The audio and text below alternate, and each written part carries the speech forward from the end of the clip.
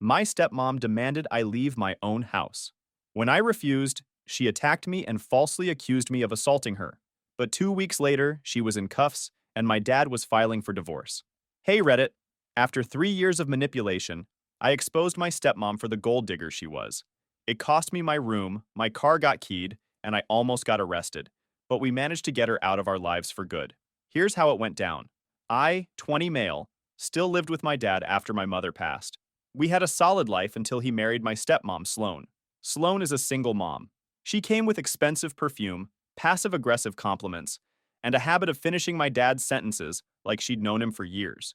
He met her at some fundraiser for local businesses. Dad was donating tools to a trade school or something, and she was coordinating logistics. I don't know what that means, but I'm guessing it involved convincing guys she was a saint. I work at a local garage as a mechanic. Mom passed 7 years ago, and it's been just me and my father grinding away since then. I handled maintenance, he handled bills, and we had a system that worked until Sloane showed up. I didn't hate her at first, but my uncle? He clocked her instantly. Uncle Jeff wasn't the type to mince words. Ex-military, owns his own contracting business, and has dealt with enough scammers to spot one from a mile away. First BBQ she ever came to, he cornered me by the smoker and said, "That woman is a damn gold digger." He noticed how she kept eyeing up our property. The house isn't fancy, but it's paid off. 3 bedrooms, detached garage I converted into a workshop, decent backyard, and no mortgage. To someone like Sloane, that's prime real estate. But my dad?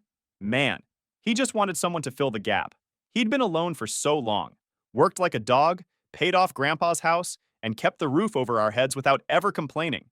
He brushed off every red flag like he was mowing a lawn. When Sloane came along, talking about energy and aligning life goals, I think he just heard a woman taking interest in him. That was all it took. Jeff tried to tell him. I tried to tell him.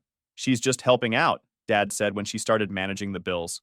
She's just organizing, when she rearranged the entire living room and tossed out my mom's old bookshelf. I should mention how fast all this happened. Dad met her in January. By March, she was staying over weekends. By May, she had a key. By August, she was moving in with boxes labeled kitchen essentials, despite the fact we already had perfectly good kitchenware. She replaced our stuff methodically. A pan here, a set of towels there. Each item of ours that disappeared was another piece of her claiming territory. It got harder to ignore, especially when she started locking certain drawers, when she changed the Netflix profile names, when she made comments about me not cleaning up after myself, while I was literally the one fixing the goddamn leaky sink she'd been complaining about. She was strategic about it too. Never went after me when Dad was in earshot. "Oh, I didn't mean it like that," with a perfect shocked expression if I ever called her out. Within 2 years, she had full access to everything. And the crazy part? She was still sweet as pie to his face. She started rearranging finances too. Dad would mention putting money aside for property taxes, and suddenly Sloane would suggest more liquid investments. She once convinced him to pull $5,000 from his retirement fund for some emergency that mysteriously resolved itself without any paperwork. The money never went back into retirement. I mentioned she's a single mom. Her daughter, 16 female Jade, was a quiet girl. I didn't have a problem with her. She seemed normal enough. Bit too into her phone, but not rude. I actually felt kind of bad for her. She moved in and tried to act like it was going to be some new family adventure. Jade wasn't the problem. She mostly kept to herself, did her homework, and seemed genuinely uncomfortable with how her mom operated. We'd catch each other's eyes sometimes when Sloane was being particularly fake, and there'd be this moment of silent understanding. I think Sloane had been running this game for a while. But Sloane? She didn't waste time. "Your room has better light," she said one day. Not asking, telling me that Jade would be moving in and I'd be taking the guest room. The guest room that had no vents, a cracked closet door, and a view of the neighbor's trash cans. I brought it up to Dad. He nodded like he heard me, then said, "It's just a room, son. Let's not start drama." Just a room? It was my room. The one I'd had since I was 10. The one with the workbench Dad built me for my robotics projects in high school. I didn't start drama. I just packed up my tools, my gaming rig, and whatever pride I had left, and moved into that glorified storage closet. Uncle Jeff was fuming. "You're letting her push you out of your own home," he said when I told him. We were at his place, working on his Chevy. I came over most weekends to escape the tension at home. She's playing the long game. And you know what the prize is? Your dad's name on that deed. I wanted to believe it wasn't that deep, that maybe she was just weird, controlling, not malicious. I gave her the benefit of the doubt because I figured, screw it, maybe things would settle. But that's the thing about people like her. They don't stop once they get a little control. And I was just starting to realize how far she was willing to go. At first, I tried to be civil. I figured if I kept my head down, did my part, and didn't react to the passive-aggressive digs, she'd eventually get bored and move on to someone else. That was my mistake, thinking she needed a reason. The guest room situation was just the beginning. Jade moved into my room like it was some HGTV makeover special. Sloan even posted before and after pictures on Facebook. She captioned it, "So proud of my girl finally having a space of her own. Letting go of the past is how we make room for the future." The past, by the way, was my room. My walls, my desk, my posters, the same shelves my dad and I built when I was 14, now repainted pastel pink and covered in inspirational quotes from Etsy. I was allowed to keep my mattress. Everything else? Either boxed or misplaced. I came home from work one day and my toolbox was gone. Sloan said she didn't know what happened to it, but maybe check the garage. I found it wedged behind an old dresser, rusted from where someone had dumped a potted plant on it. These weren't expensive tools. Tools I'd collected since I was 16. Some were gifts from Dad. Others I'd saved up for. The rust damage meant I'd need to replace several of them, which meant another $300.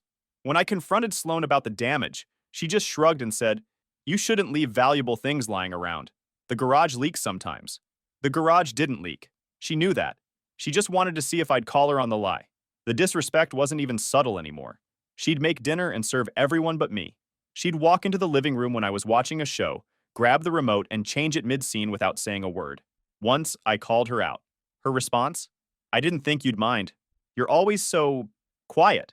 Quiet because I was trying not to snap. Sloan had this way of making it seem like I was the problem. She'd do things like use my coffee mug, then leave it dirty in the sink. When I'd grab it the next morning, she'd comment to Dad about how I never wash dishes, or she'd move my keys from the hook by the door, then act concerned when I was late for work because I was searching for them. "Maybe if you were more organized," she'd say with fake sympathy. Dad was barely around. The company was expanding, and he was flying out every other week. When he was home, Sloan turned on the charm, made him breakfast, kissed him on the cheek, told him how well we were all bonding. He ate it up. I started spending more time at work. At least there, I had some control. I knew where my tools were. I knew the rules. No one was moving my stuff or pretending I was crazy. Meanwhile, Uncle Jeff and I kept talking. Every few days, we'd meet up at his place. He'd grill burgers, I'd vent, and he'd quietly take notes. He was already suspicious, but the more I told him, the more his wheels turned. "You notice any weird charges on your dad's cards?" he asked one night. "Stuff that doesn't match his habits?" I didn't have access to that, but I knew she was managing everything. She had the logins, the cards, the passwords. She called the shots now. My dad, the same guy who used to triple-check every receipt, was suddenly fine letting her handle the details. Jeff just shook his head. "She's setting up a pipeline. Mark my words, she's bleeding him dry." He pulled out his laptop and showed me what he meant. "See, con artists like her work in phases. First, they isolate. That's what she's doing with you. Push away family, control access to the mark. Then they consolidate, get their name on accounts, manage money, become essential to daily function. Last step? Extract and exit. They drain everything they can, then disappear when it gets too hot." He had it mapped out like a military operation. Made me wonder if he'd dealt with someone like Sloan before. That's when I started noticing things too.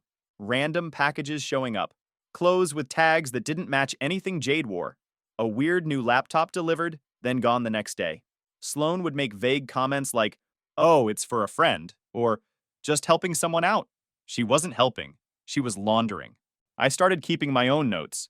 Times, dates, package descriptions, what came in versus what stayed in the house. I even snapped a few discreet photos when I could. "Document everything," Uncle Jeff would tell me. I found a box in the recycling one day, high-end yoga equipment. But Sloan didn't do yoga, at least not at our house, and there was a receipt inside for almost $600. Dad's card. Jeff was right. She was building a pipeline. Then one weekend, Sloan told me I had to be out of the house by Sunday night. Jade's friend was coming to stay for a week, and we need the space.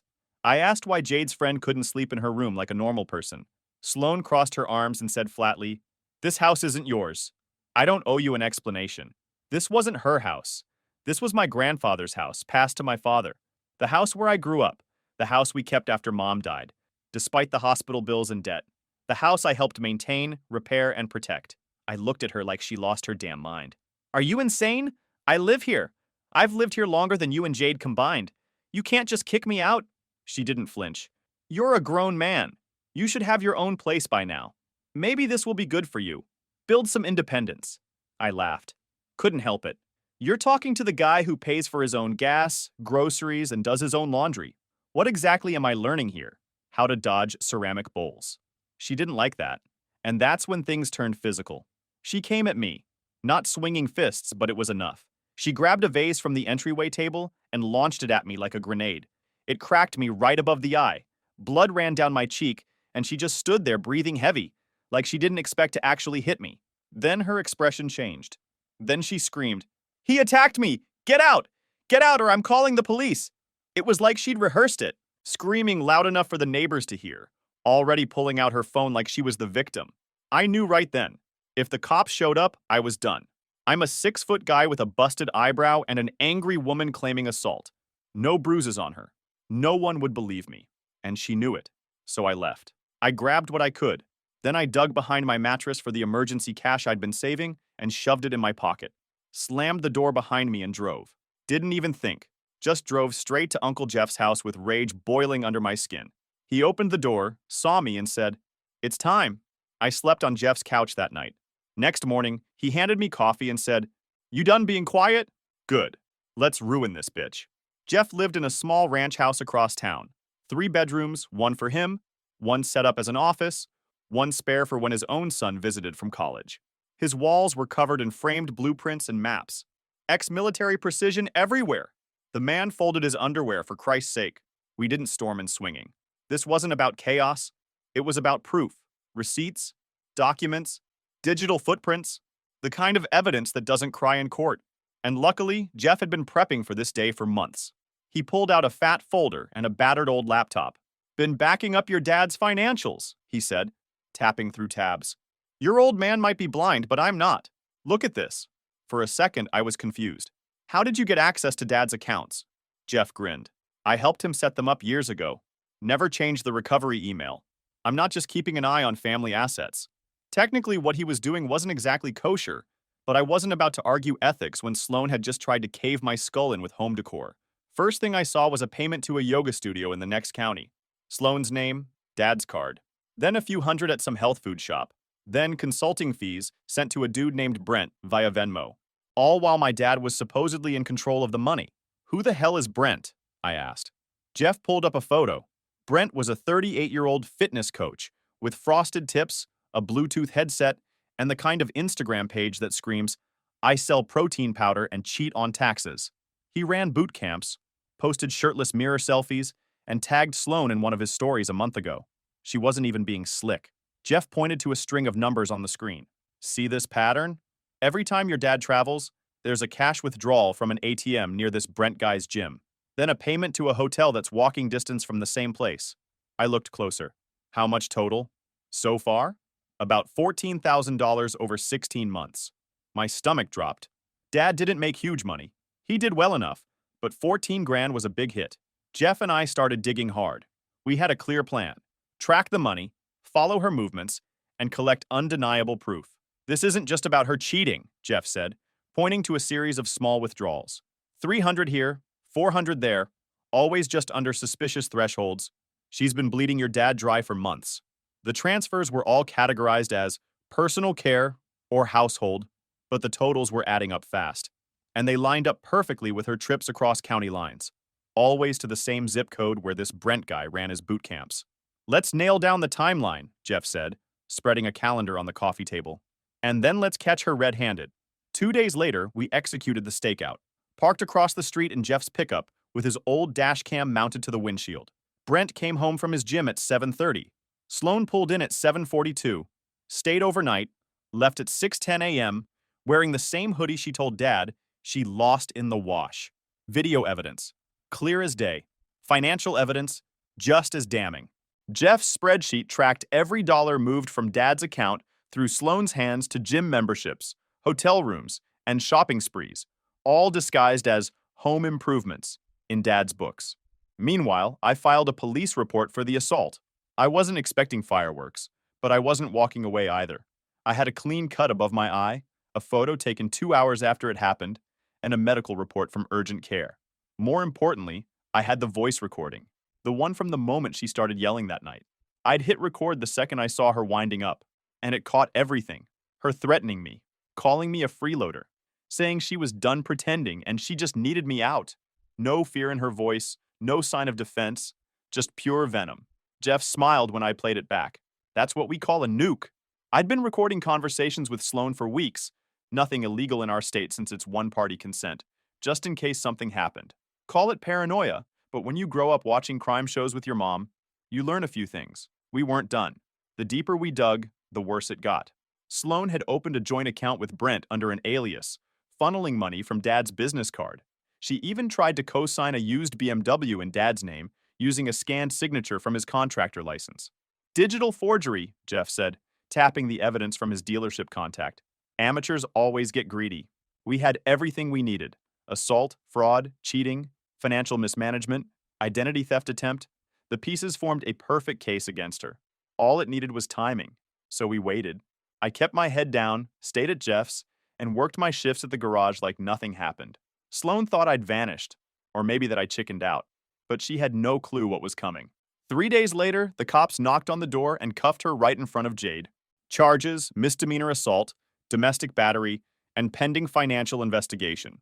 Brent must have bolted the second he heard. His socials went private the next day. I didn't show up to the house. I didn't have to. Jade called my dad mid-meltdown while Sloan was in the back of a cruiser. I heard she screamed, begged, even said I set her up. My dad, still 2 states away, left his hotel room and flew home that night. I didn't go to the airport to meet him. I waited for him to come to me. Next morning, he showed up at Jeff's house. Same look in his eyes I hadn't seen since Mom died, like everything around him just collapsed. He walked in and went straight to me. "You did this?" he asked, voice low and stiff. I hadn't called him because I needed proof, not just accusations. If I had told him over the phone, she would have spun it into another pity party. I waited until we had the kind of evidence that didn't cry or backpedal. I didn't argue. I handed him the flash drive. Jeff gave him the folder. We let him sit at the dining table and watch the last 2 years of his life fall apart on paper and screen. He stared at the hotel receipts, the withdrawals, the Venmo payments to B Fitness LLC, the timestamps on the video showing his wife walking into another man's house at night and leaving in the morning, the audio of her threatening me before hurling a vase at my head. He didn't say a word, just sat there. Minutes passed. Finally, he stood up, pushed his chair back, and said, "I screwed up," and that was enough. The next day, he filed for divorce. Sloane's arrest made local noise. Not the front page or anything, but small-town gossip spreads faster than fire in a dry barn. Word got out quick. Respected businessman's wife arrested at home, followed by a whisper campaign that made her look like a crazy ex before the ink even dried on the paperwork. She was released on bail within 24 hours, but the damage was done. Mrs. Perfect Homemaker now had a mugshot floating around local Facebook groups. Turned out, several women in town already had their suspicions about her. One of them, the owner of a boutique downtown, told Dad that Sloan had tried to return clothes she'd clearly worn, high-end stuff purchased on his card, and pitched a fit when denied. "She threatened to call the Better Business Bureau on me," the woman said, "over a return policy that's printed on every receipt." I didn't reach out to Jade. She was stuck in the middle, and honestly, I didn't know if she hated me or saw the truth. But I didn't need to. That night, she texted me one sentence. I had no idea it was this bad. Turns out, Jade had suspected things weren't right, but Sloan had fed her the same lines she fed everyone else. Said I was unstable, that Dad was too generous for his own good, that we needed her to manage the chaos. Classic gaslighting. Make everyone think they're crazy for noticing the obvious. Dad moved with lawyer meetings, bank account locks, phone call after phone call. The man was cold, surgical. And for once, I saw the version of him that didn't need convincing. First thing he did was call his bank and credit card companies, put freezes on everything, changed all passwords, set up two-factor authentication on every account. Then he called his company's HR department and had them reissue his direct deposit to a new account, one Sloan didn't know about. The next day, he called a locksmith, had every door rekeyed, and replaced the garage code. He personally drove to the courthouse to file for divorce. At fault state, evidence submitted. House was inherited. And most importantly, prenup. Turns out years ago when he was still sharp, Uncle Jeff had convinced Dad to get a prenup just in case. Dad had resisted, but eventually caved. The document was airtight. Sloan wasn't entitled to squat. Sloan, on the other hand, went nuclear. After her release, she blew up my phone. New numbers, spoofed emails, Instagram alts, everything from fake apologies to full-on threats. One message would say, "I'm so sorry, please talk to your father," followed by another 2 hours later. "You're going to regret this, you little snake." I sent everything to Dad's lawyer. Every screenshot, every voicemail. My favorite was the one where she claimed I'd always been jealous of her relationship with Dad, as if I was some Norman Bates character trying to keep women away from him. The reality? I'd encouraged him to date for years, introduced him to my boss's sister, set him up with Mom's old friend from book club. I wanted him to be happy. Sloan even tried showing up once, got as far as the driveway, before the new camera system flagged her. Dad called the cops. She was warned. Next time, it'd be trespassing. Jade moved in with her biological dad not long after. She came by once to pick up her stuff. I helped her load the car. She didn't say much until the end. "I think I believed all the lies because it was easier than facing the truth," she said quietly. "Thanks for not treating me like her." I nodded. "None of this was on you. You were just collateral." She gave me a look, like she wanted to say more, but didn't. Then she got in the car and left. Meanwhile, Dad and I slowly started putting the pieces back together. We cleared out the living room first. Everything Sloan bought or touched went into the junk pile. Candles, weird crystals, throw pillows with phrases like "live, laugh, love." Trash. Jeff came by every weekend, brought food and sarcasm. "Guess gold diggers can't dig much when you padlock the vault." He wasn't wrong. Dad was silent most days, processing, going through the stages of whatever you call it, when you realize someone targeted you for your assets. He kept looking at the bank statements, shaking his head at obvious purchases he'd somehow missed. "How did I not see the pattern?" he asked one night. "Because she designed it that way," I said. "Small enough to miss, big enough to matter." The lawyer kept us updated. Sloan had hired some ambulance chaser who specialized in empowering divorces, whatever that meant. The guy tried to argue that the prenup was signed under duress, but he didn't have much to work with. Dad had witnesses, documentation, and a clear head when he signed it. Sloan's divorce lawyer tried to play hardball, claiming she deserved spousal support and partial ownership of the house. Our side responded with audio evidence of domestic abuse, documented financial fraud, and proof of infidelity with timestamps, photos, and cross-referenced bank withdrawals. Her lawyer folded like a lawn chair. She walked away with nothing but a court order to attend anger management, a pending misdemeanor charge, and a reputation in town that burned faster than a high school rumor. Funny part? Brent ghosted her completely, blocked her on everything. She tried posting vague quotes about self-love and healing on Facebook, but no one bought it. Half her own friends unfriended her. The house felt different without her. Lighter. One night, Dad and I sat outside by the fire pit. "I owe you an apology," he said, "for not seeing it, for not protecting you when I should have." I didn't say anything for a while. I just poked the fire and watched the embers spark up. Eventually, I said, "You fixed it. That's more than most dads would have done." He nodded. "She tried to break this family." I smirked. "She didn't even put a dent in it. You'd think getting arrested, exposed, dumped by your side guy, and tossed from a house you didn't pay for would humble someone. Not Sloan. If anything, she doubled down. And this time, it got dangerous. The week after her court date, she started creating fake social media accounts. Sock puppets. Some pretending to be distant relatives, others just using stock photos of random women. One aunt messaged me asking if I felt good ruining a woman's life over a little family drama. Another told me I should be ashamed for kicking out a mother trying her best. Subtle. Real subtle. She also left 2 voicemails on Dad's work line. Not crying. Not apologizing. Threatening. "You better fix this or I'll make sure people hear the real story. You and your son have no idea who you're messing with." We forwarded everything to the lawyer. He didn't even blink. Restraining orders in place. Any violation now is automatic jail time. Keep logging everything. But that wasn't the worst of it. One night around 3 a.m., I heard scratching at the front door. At first, I thought it was just wind or maybe a raccoon, until I heard the handle jiggle. I woke up Dad and pulled up the new camera feed. There she was, drunk, mascara smeared, mumbling and swaying like she was in a trance. She was trying to pick the lock with a hairpin. When it didn't work, she stormed over to my car in the driveway and keyed the driver's side like a lunatic, screaming that I stole her future. My car wasn't anything special, but I'd kept it pristine. No dents, no scratches. Detailed it myself every month.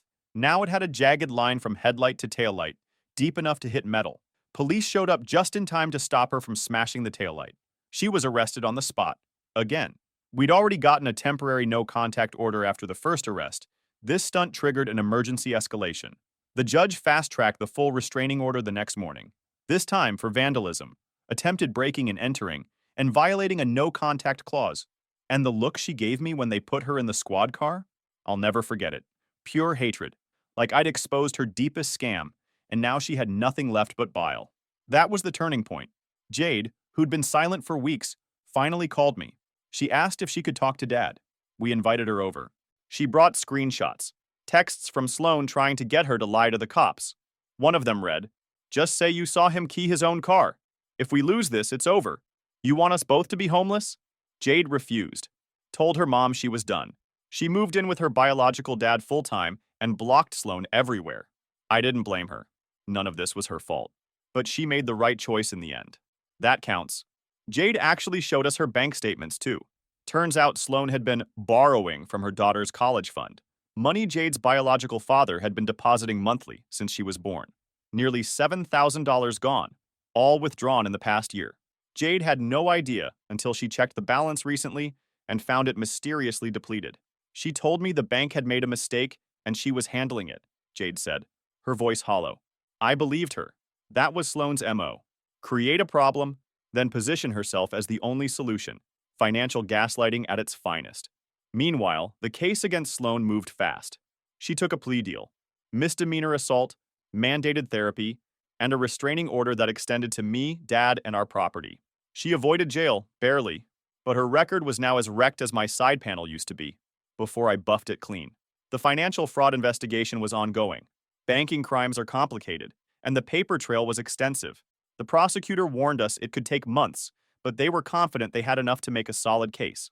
The court mandated Sloan attend anger management classes twice a week. She showed up to the first session, signed in, then apparently slipped out the back before it started. The instructor reported her absence, which violated her probation terms. Another strike. Sloan tried a different angle then. She started telling mutual friends that Dad had been abusive to her, claiming that's why she had to defend herself against me. But her story had holes. No police reports, no hospital visits, no witnesses, just revisionist history from a woman backed into a corner. Dad's friends knew better. They'd seen how he was with Mom. The idea that he'd suddenly become abusive in his 50s didn't track. Plus, we had actual evidence. She had nothing but accusations. Funny how karma gets when you just give it time. 6 months later, you wouldn't even recognize our house. We got back to basics. Dad reinstalled the workshop in the garage. I moved back into my old room, repainted navy blue instead of that pastel nightmare.